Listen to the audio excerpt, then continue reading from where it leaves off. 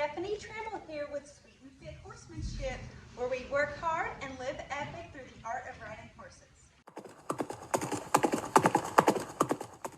Today, we are going to talk about how to tie your horse.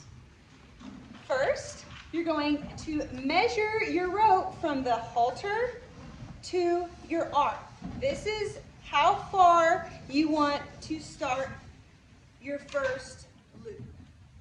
The first loop goes around where you're tying so that you have a loop, free rope, and horse. We're going to take the free rope under the loop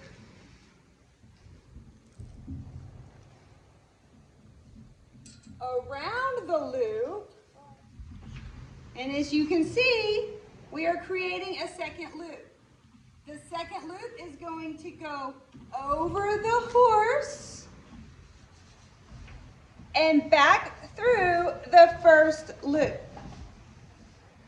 From here, we are going to pull what is connected to horse. This is going to tighten our knot. After our knot is tightened, you'll notice there is still a lot of rope left. We are going to do what we call a daisy chain.